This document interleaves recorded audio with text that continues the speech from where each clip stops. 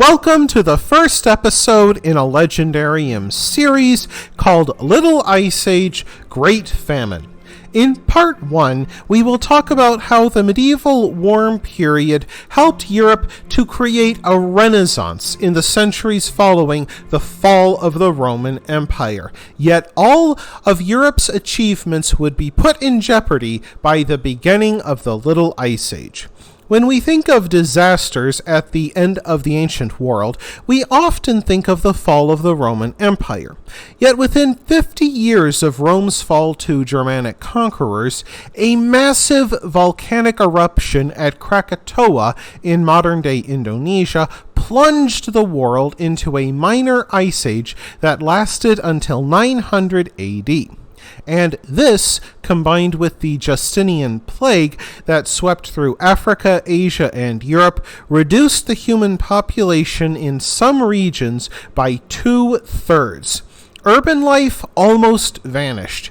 In the ruins of once vast cities, small bands of survivors struggled to find enough food to stay alive. Indeed, the population of Europe fell to less than 25 million, so few that the forest began to reclaim vast swaths of farmland. Ironically, this dense vegetation helped to shield the surviving people against illness. Around 900 AD, a time known as the medieval warm period began.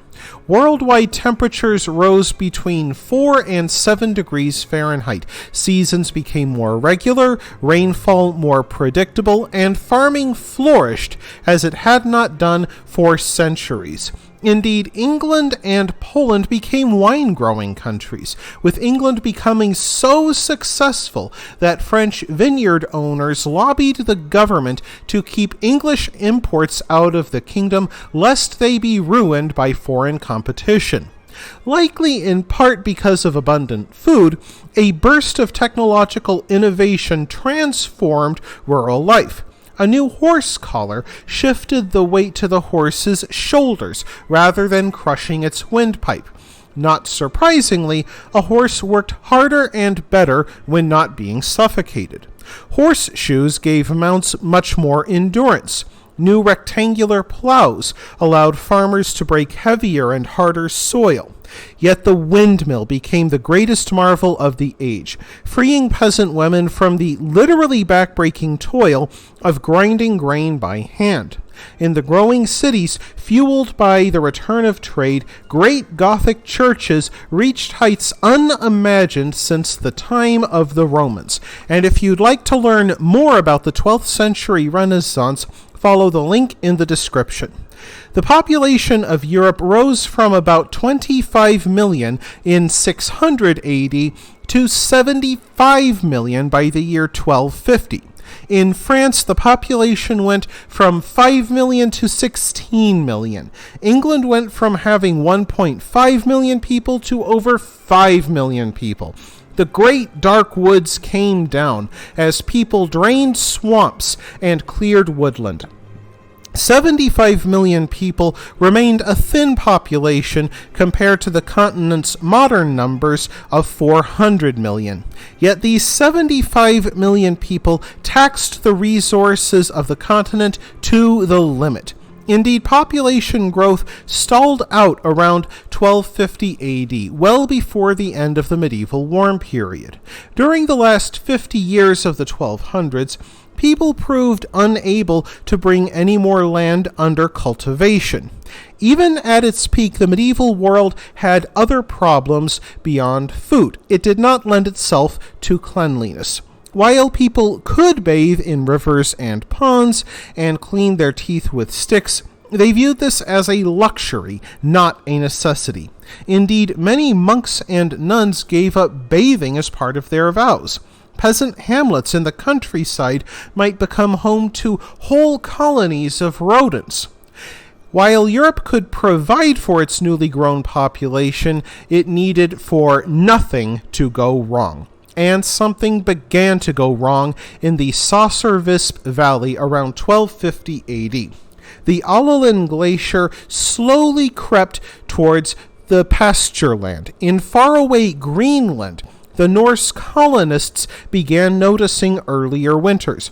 A Norwegian priest named Ivar Bardsson wrote, "The ice now comes so close to the reefs that none can sail the old route without risking his life."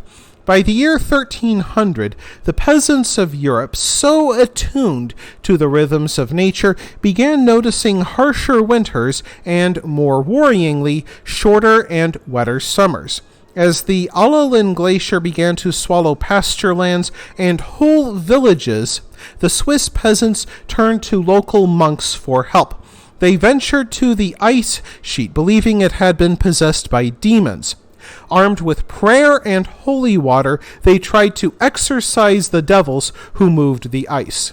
Tragically, they did not succeed. The cause of the Little Ice Age is not known for certain.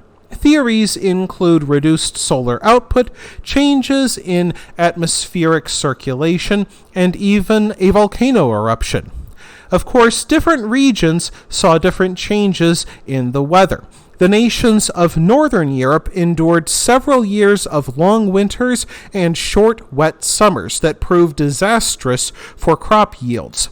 Nations in Southern Europe endured droughts and season-long periods of heavy rainfall. And in a sign that the Little Ice Age was a global matter, Equatorial Africa and Central and South Asia suffered from droughts that could go on for years. Yet the disaster had not yet begun. By 1314, a string of middling to poor harvests caused food prices across Europe to skyrocket. By that fall, peasants across the continent knew that if they endured one more cold and wet summer, then people would be reduced to eating dogs, cats, and garbage. As 1315 approached, they offered up prayers for the return of the sun. Yet the cold and wet continued into March. Indeed, that March proved so cold that people wondered if they would never see springtime again. And it would not have shocked many to know that the year 1315 would bring suffering on an unimaginable scale, which will be the topic of the next video. I hope that you enjoyed this installment of the Legendarium. If you did, press like. If you want to see more, press subscribe. And if you've got anything to say, let me know in the comments section. Thanks again for joining me, and I hope that you have a great rest of the day.